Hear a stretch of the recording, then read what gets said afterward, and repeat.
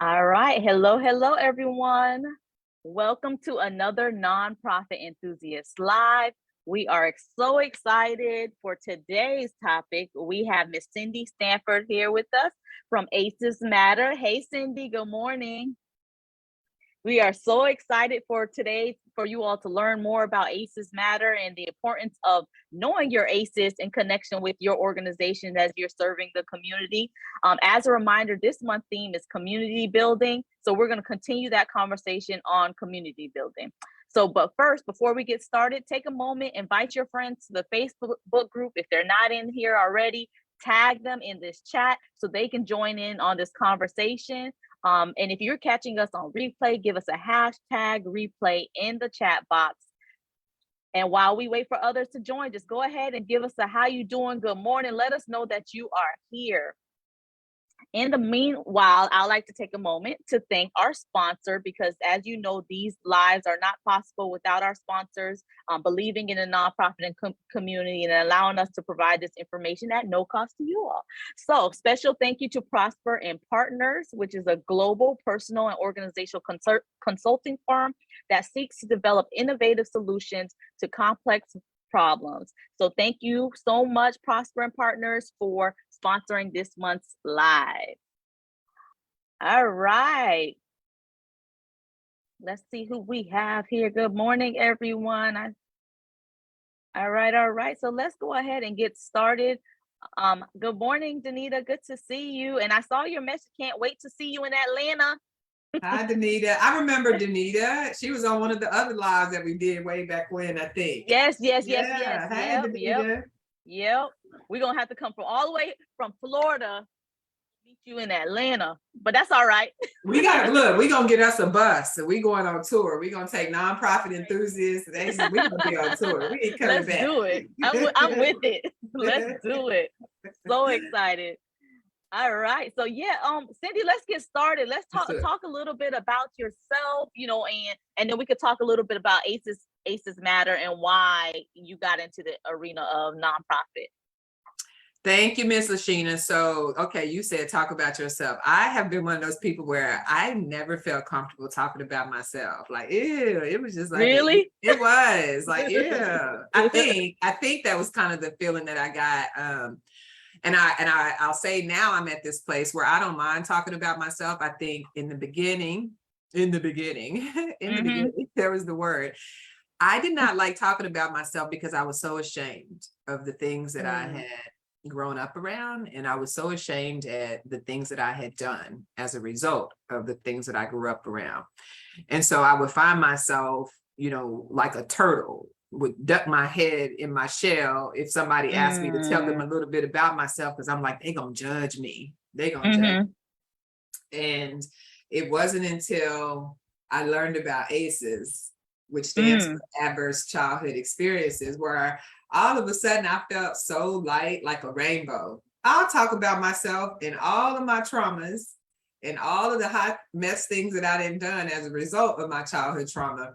And I realized that it was okay, because they didn't necessarily define who I could be, right? It was a part of my story, but all that to say, so a little bit about myself. I was a high functioning school executive.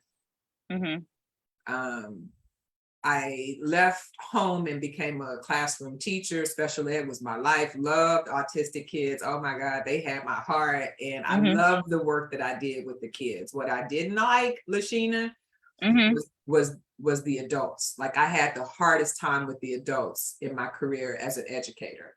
Okay. It was rarely the kids, right?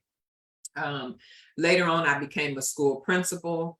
And I've always had this affinity for just wanting to work with kids who are coming from less than backgrounds, if you will, just like not having a lot of privileges, food deserts, all that kind of stuff, because I was one of those kids.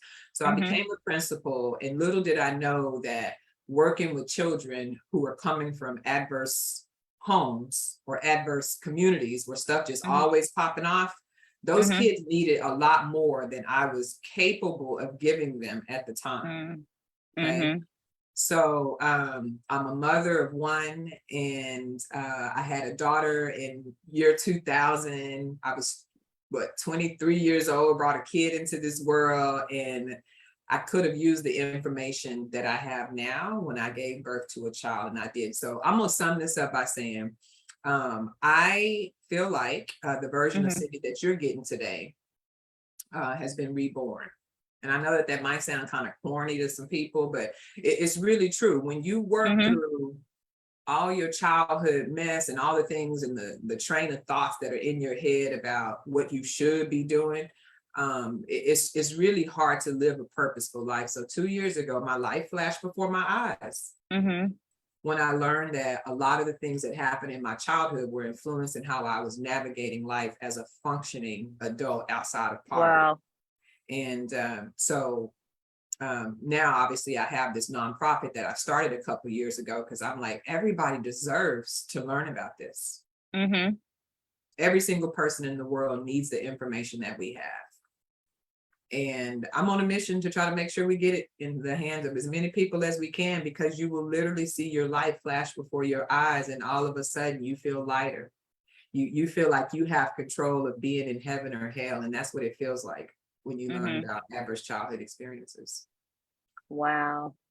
I love it. So tell us about ACEs Matter. So you founded ACEs. Tell us about ACEs and, you know, your programs, what you're doing in the community. Yeah, so you familiar, those that are listed, you're probably familiar with some of the hashtags: All Lives Matter, Black Lives Matter. And there was even one when George Floyd lost his life that was trending that said Blue Lives Matter. So it was all about leave us cops alone. So if y'all remember that is how ACEs Matter was born, from just them hashtags, right? Wow. Those hashtags alone brought me here. But so adverse childhood experiences essentially tell us how we're going to behave as an adult, because that's the template that was formed in childhood. So when George Floyd passed away in the hands of Derek Chauvin, I have been learning about my own ACEs at the same time during COVID. And of course, you remember all the division and stuff that was on the internet. Like, people were just fighting for it was just horrible. And I remember, Lashina, hearing an interview about George Floyd. This is how I'm explaining to people what ACEs are. There was an interview that somebody was doing about George Floyd that was talking about how much potential George Floyd had as a child. He was going to be a football player. He was the brightest kid, and blah. I mean, just so much. They were just like, oh, what happened? What happened? And as I heard this person talking about all of George Floyd's potential, what I actually heard was somebody describing the adverse childhood experiences that George had, which was his mama had to move a lot. They grew up in poverty. There was no dad in the house. There was probably some emotional neglect in the house, which is another category of adverse childhood experiences. And so what I heard in that interview was not George Floyd. What I heard was what had happened to George Floyd, which drove him to, you know, living the life that he was living as an adult. So I was inspired to go see what could I find on the internet about the police officer, Derek Chauvin. And sure enough, Lashina, I look on the internet, his mama and daddy broke up. That was an ACE. So that took Derek Chauvin down this spiral from based on what the internet says, right? We know the internet, you got to kind of like fact check sometimes, but according to some internet interviews, Derek Chauvin, the police officer, had adverse childhood experiences that would later influence how he policed. Mama got pregnant by another man, caused a divorce. So all this stuff happening in the presence of a kid whose brain is trying to develop and make sense of the world. And so in that moment, it was all lives matter, Black lives matter, blue lives matter. And I'm hearing George Floyd's story. I'm hearing Derek Chauvin's childhood story. And I'm like, actually, their ACEs matter. What if somebody had to intervene before Derek Chauvin, when Derek Chauvin was killing cats for fun, is what one of the internet things said, that he was in trouble as a child because he would just kill cats for fun. That's a mental health issue, right? In his childhood, but instead he got a badge and nobody like checked his receipts from his childhood. And of course, George Floyd, he turned to drugs. And so the two of them meeting together, the adverse childhood experience study, in so many words, predicted that was a combustible cocktail waiting to happen. So we don't need the media to tell us that all lives matter, Black lives matter, blue lives matter. What ACEs Matter is on a mission to do is to tell people, y'all, if we don't change the way we handle our emotions, anything gonna pop off. The smallest little thing and I'm gonna pop off. And guess what my kids are seeing when I do that? my kids are then now learning how to deal with conflict based on how they see adults doing it. And so because we have, we're fast forwarding into 2022, it's so much brain research that tells us, hey, ding, ding, ding, ding, this is what's happening. So there's really no excuse. And so that's kind of how ACEs Matter was born. It was a combination of me learning about my own ACEs and seeing my life flash before my eyes, and like, it was just an aha moment, Lashina. Just 10 questions. 10 questions. Yes. And then it was the George Floyd and Derek Chauvin stuff. And God just was like, go tell people about this. Because if we really want to change the way humanity evolves, then we have to help the adults who left childhood already with their, okay, we got to do that first. And then B, we got to make sure that we're putting adults who have worked through their childhood adversities around children who are currently living in these adversities that they ain't really got no choice but to be in. And if we collectively, as nonprofits, for-profits, all of us, if we don't put our attention towards this, then we're going to continue to see mass shootings, divorce rates, sex trafficking, child abuse, like all of that stuff. So yeah, it's a mouthful, but yeah, it's a big project. It is a really big project, but the last thing that I'll say about ACEs Matter is that when I learned about the study, Lashina, it had been out since the late 1990s. And remember, I was calling myself a high functioning executive. I was reading a lot, but for whatever reason, I never got to read that. So I felt like, wow, they did this study. They spent all this money to find out all this stuff about how our brains develop, and then they put it on a shelf. Why would you put that on the shelf? Why would we like put the Watchmen on the top of the tower and like make sure everybody knew about it and give people tools to like, do better?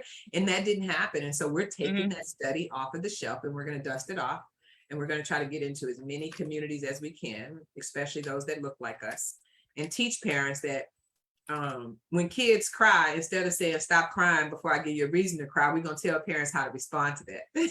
Right. We're going to show parents like that's a different way. Otherwise, you're going to do something to that kid's brain that's going to make him or her emotionally detached when they become an adult, right? So yeah, I hope that was helpful. But yeah. No, that was, and I love it. And Cendie, every time I hear you speak about ACEs, it just like warms the inside. I mean, I just want to like whatever I can do to help just get the word out about ACEs and ACEs Matter, because it is essential, especially us as nonprofit practitioners and just working in the field and serving others. We need to first take a moment and stop and look at ourselves, our adverse childhood experiences that makes us the person that we are, so that we can better serve our community.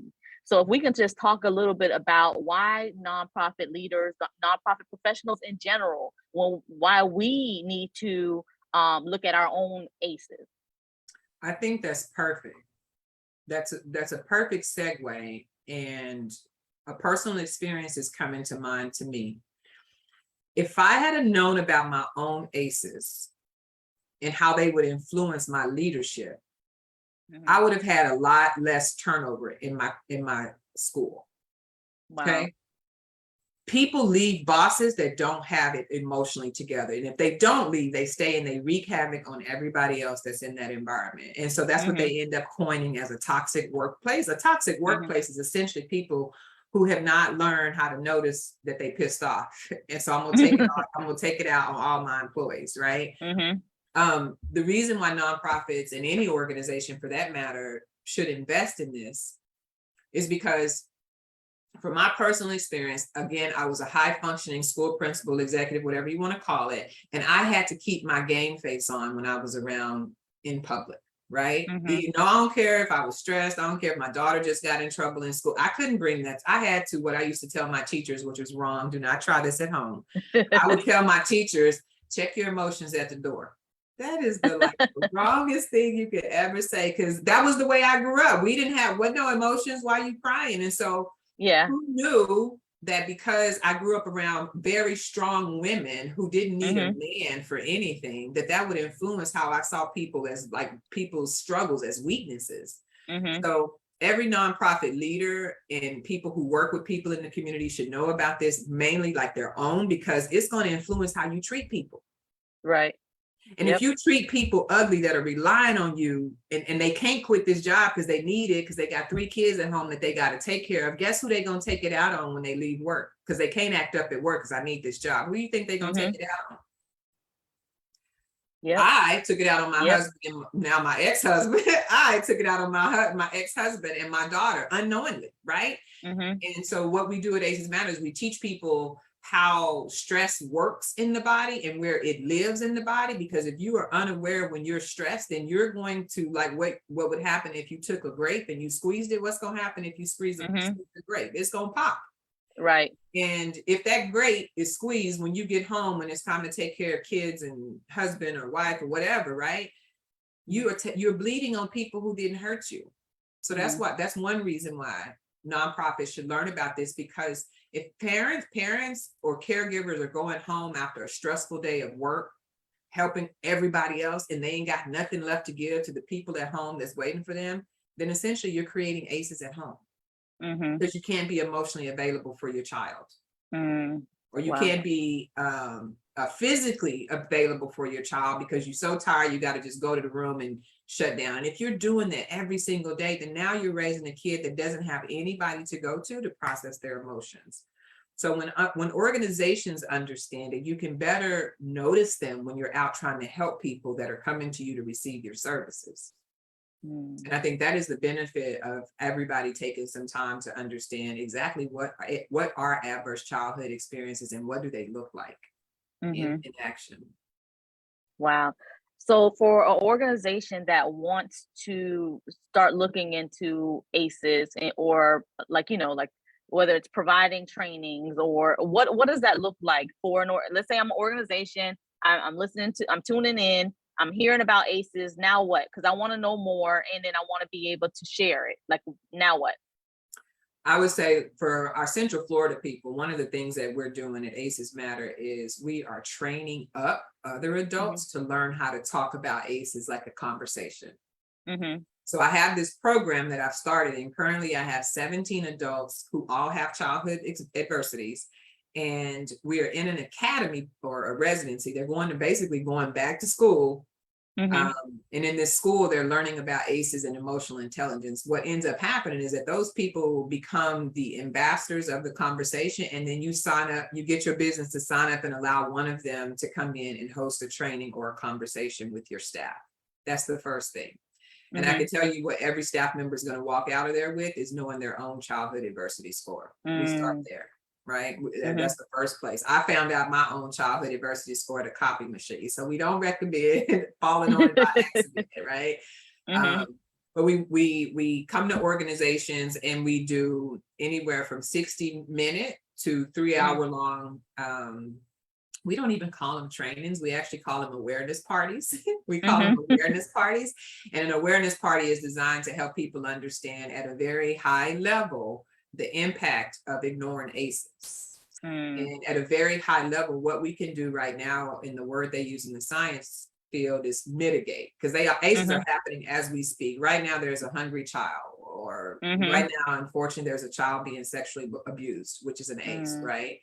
And so one of the things that we emphasize in our trainings is that here are some strategies that we can put in place to try to mitigate some of these experiences, because childhood trauma is so common. It happens. 1 in every 6 people have at least 4 or more childhood adversities. And then 6 out of 10 people, if you line them up, 6 out of 10 got at least one of them. So because they're so common, we have to have systems and procedures and people in place to offer the support for these children before they get grown and out in the world and become our spouses, our coworkers, our bosses, our leaders, right? So we try to teach people how do we provide the support systems for children right now before they become adults, and then how do we provide the support and the training and the resources and the books and the connections for people who are already adults and they can't go back. So we come in and we do the trainings anywhere from 60 minutes to 3 hours, and we call them awareness parties. And we would host that for people. And the idea is that now businesses that you know about it, those who know should teach. So I'm developing this system right now where people can then pay it forward by then inviting other people to come become aware of ACEs, whether it's through an awareness party or an official online training. Love it. So Danita asks, how can we participate in the training program if available? I am so glad you asked. So right now I have this form where people can get on the list. And if you get on the list, there's 11 options on there. You can choose as many, you could choose one or all 11, but particularly on the link that I'll comment in the comments below. If you get on the list, you can sign up to host a watch party. You can sign up to go work through your own ACEs. You can sign up to bring the training to your group. And I recently just added an option where you can sign up, get trained, and then turn around and get paid to go out and teach other people about ACEs. And I'm going to start that in 2023. So we're going to actually take small groups of people, and it's a 6-hour training that people go through. And then in exchange, of course, with some assessments, we're going to send you back out to go out and do podcasts, kind of like what I'm doing, and we'll pay you to go drop the knowledge in as many places as you can. Love it. So we're going to ask people to get on the list. And then at the moment, we're currently setting classes and things up for people to take just based on what people's needs are. We customize the training based on people's needs. So it's not like something in a box that we're going to come deliver that wouldn't be helpful for what your organization needs. So get on the list at acesmatter.org. You can get on the list. It's one of the very first radio buttons. Click it, fill out that form, and it'll start the conversation from there. Love it. And then Danita asks, are awareness parties available in North Florida? Yes, locally, yes. Tell Danita yes. If she fills out that form, I'll have her information and we'll follow back up. If you want it to be in person, obviously it's going to be a little bit different, but we do these online. Like it can happen literally just over Zoom. If you get people in the room, we'll facilitate it. Our goal is when a business or organization brings us in, that all you have to do is sit down and let us show up and do the rest. Love it. We want the business leaders to participate. So don't feel like you got to do nothing other than get the people in the room, show up, and we'll take it from there. Because we feel like the top sets the tone, as my homegirl Shaquilla Roberts would say. So if the top is if the top is going to be involved, then you're going to see a lot more engagement and interaction from the people that are your what we call direct reports or your employees. So we can do them virtually no matter where you are. But if you're in person, obviously we talk a little bit differently about customizing, bringing somebody in if you want to do it in person one. Love it. Yeah. I love it. I love it. Yeah. So you all check out acesmatters.org.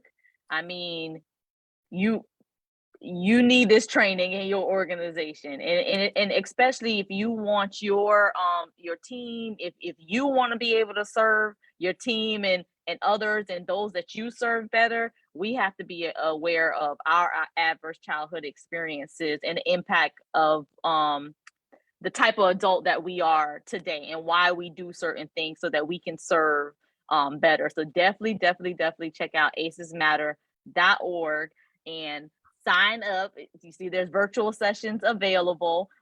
Connect with Cendie, and even if let's say if you're in an area that ACEs Matter may not serve, I'm sure Cendie you'll be able to kind of connect to different resources in those areas. All right. Yeah, definitely. My goal is to have representation in all 50 states by 2030. Ooh, let's go. That's my goal. I want representation in every single state and eventually global. But right now, we covering the map a little bit because I have 12 states locked down. I got 12 states and I got a representative in 12 states right now. And here in Central Florida, I got 6 of them. We rolling deep in Central Florida, so we ready. Yeah. Ready. So what's the requirement to become a representative? There's a couple different things. So the program that I'm doing right now where the 12 states and 17 adults that's actually an official training program that's 11 months. So you have to sign up and there's like 6 steps in the interview process. And right now that this cohort is closed, but people can apply for the next cohort, which is also on the website. Because this is the pilot year of this group. And if people want to be trained and they actually want to carry the title of being a reacher, and reacher is synonymous with teacher, we learn something and we turn around and we give it back. That's what so reacher stands for people who realize emotions and challenges help encourage resilience. Each one of those letters in the word reacher stands for something. Okay, we realize emotions and challenges help encourage resilience. So if people want to become a reacher, that's actually a tuition-based academy. But if you just want to learn about the basics of what ACEs are and their consequences, you can get on the list. That doesn't start until 2023. And we'll have more information about that for people who want to learn the basics just in general, just so they can do podcast interviews and things like that. Love it. All right, love it. So you all got it. So check out acesmatter.org. You definitely want to bring this training. You want to attend one of these trainings and also bring this to those within your organization. All right, so let's talk. This month's topic is community building. So you talked about starting Aces Matter 2 years ago. Can you talk a little bit about how important it was to build a community versus just trying to operate the organization, I guess, alone? Like, what's the if we could talk a little bit about that and what you've learned along the way. I did it wrong in the first place. In 2020, I did it wrong. I was like, I'm Superwoman, I'm Foxy Brown, I'll solve all this. That don't work, y'all. Real talk, that doesn't work. What I've learned in 2022, Lasheen, and I'm not gonna profess to be an expert. I'm sharing something intimate with y'all in that my aces had me thinking that I could solve all my problems by myself, because my family told us you don't need no man, you do it by yourself. So that, sadly, that belief had been ingrained in me. So I'm gonna start this business and I'm gonna go on about my bit. That don't work. So I would say, because this is community building month, nothing, if you don't hear nothing else I say, nothing gets done without relationships. Yep. And I think most of us can attest to government programs, community programs being implemented and falling flat on their face because you did not involve the people who are affected by it. So when I put together this residency program, it was going to serve two purposes. One, to give people information that had been segregated for so long. I call it segregation of information. So I started the program because I said, information will give us something to think about, but connection will give us something to live for. So if you don't connect with your community, you're going to create a program that's going to fall flat on its face. And as a nonprofit, especially if you're a solopreneur, you're going to burn yourself out. So you got to put people around you that have a personal investment in the idea and have a personal investment in you. And this month happens to be Intergenerational Awareness Month. Somebody coined it like some years ago.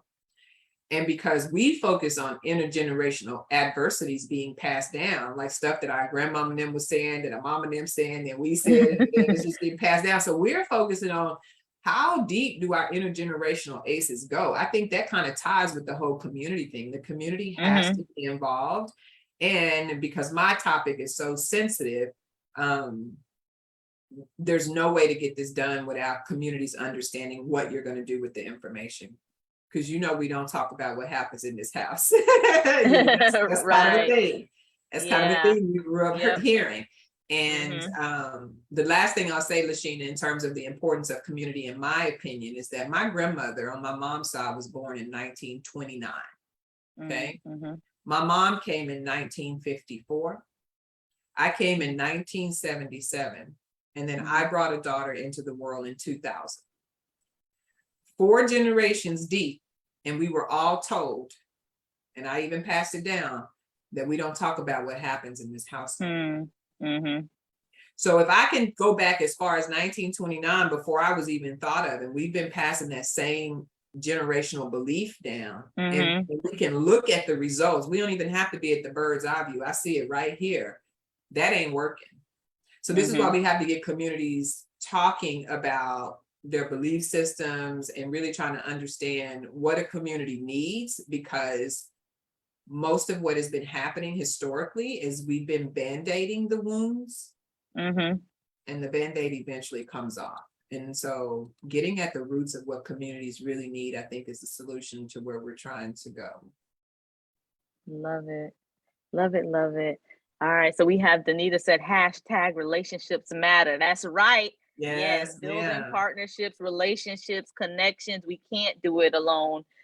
We have to involve others in the process, in the conversations, and what we're doing. And that's from internal within your organization. You can't wear all the hats. You got to have a team, in there to help you. And that's external as well, going out in the community, getting your partners, donors, and others involved. Yes, relationships matter. And then Eleanor, hey Eleanor, I hope everything is well, says community connection is key. That is Connection is right. key. Connection Yep. is cure. So speaking of community, what we're doing here in Central Florida right now is we have targeted zip codes where we're trying to host these awareness parties where we invite both business leaders and community residents to come learn about ACEs. And we're calling it the Connection is Cure Tour. Ooh, So I it's love a it. tour because the people, when, again, information will give you something to think about, but connection will give you something to live for. If you ain't got nothing to live for, anything goes. And so that's what we're hoping to do as a result of involving communities in the conversation. Let me put that in the chat box. Information will give you something to think about. Connection will give you something to live for. So relationships matter. Love it. Love it. Awesome. So how can people engage with you? So, now I'm pumped up. I'm listening to you. I'm ready. I'm like, when can I start my ACEs Matter training? I'm going to go to the website, go ahead, sign up. What if I have questions? Is there an email address or somewhere? How do we connect with you? The first rule of thumb I have to tell people is know your ACE score. Okay. Start there. Take your ACE score before you jump into training and thinking I want to fix everybody else. First, start there. Because I made that mistake. I made the mistake of thinking, oh, I know my ACE score and everybody else is that's not true. Everybody else is not going to want to jump on this. That is not the way it works. So really internalize it for yourself. Getting on the list. If you have questions on that tab, when you go get on the list, there's an option that says I need to talk with somebody about customizing the training. So just pick that option. Again, we are a startup nonprofit organization, 100% volunteer-led, 87% people of color are on the tour with us. So it's really important to try to get as many people involved in the conversation as possible. So if people have questions, the website is a place to go. Contact us is an option on there. And then if there's anybody out here listening that wants to do a private meeting with me or, a 15, 30-minute discovery call, there's also an option on that to set up a time to meet with me. Love it. Awesome. And then you said know your ACEs Matter score. Is that available on the website? You can take it on my website too. Look, full disclosure, we're 100% volunteer led. So when you take the ACE score, it's not going to pop up and say, here's your number, go change the world. You actually take it and then it'll email you a copy of your responses. And what I tell people, because it's 10 questions total on the original one, just count your ACEs and that'll tell you what the number is. And because I'm not a doctor, I don't give medical advice. This is for educational purposes only. Talk to your therapist, your physician, your counselor, or your coach. If for some reason you have questions about it, but definitely starting with your ACE score and then getting on the list. If you get on the list, you're going to be kept informed of everything that we're trying to do, both in our local community in Florida and all around the world. Love it. All right. Thank you, Cendie. It's always a pleasure speaking with you. And we'll go ahead. Good. We went ahead and dropped the know your ACE score in the chat box. So if you don't know your ACE score, let's make that homework today. We always like to leave with tips and homework. We just talked about the tips. So let's go into homework. So your homework is to go ahead, visit that link that we just dropped into the chat box and know your ACE score. Take a look at it and complete that. All right. Danita said, I'm on the list. All right. Thank you, Danita. Looking forward to chatting with you. Get on the list. Love it. Yes. I love it. I love it. All right. Anything else, Cendie, before we hop off of today's live? Yes. My last thought, and I'm going to shout out someone that I recently met. His name is Joe, and he's the sales catalyst. And what Joe said to me a couple of weeks ago, and I think every person in the audience should hear this, is that ACEs, your ACE score is an explanation, not an excuse. Your ACE score is an explanation, but not an excuse. So for all of us adults that say, well, it's my childhood messed me up. Okay, we get it, but it's not an excuse. There's so much out right now that we have access to calm my nervous system that it is no longer an excuse just to say, well, I ain't got no family, or that's just the way that's an excuse. Get on the list. Y'all heard it. ACE score is an explanation, not an excuse. So now once you complete the ACEs, don't come up with all the reasons why your score is like that. It's an explanation, not an excuse. Love it. Thank you. Love it, love it, love it. All right. Well, thank you. Thank you so much, Cendie, for joining us. Thank you, everyone, for tuning in for today's Nonprofit Enthusiast Live. And we'll see you all next Thursday. Bye, everyone.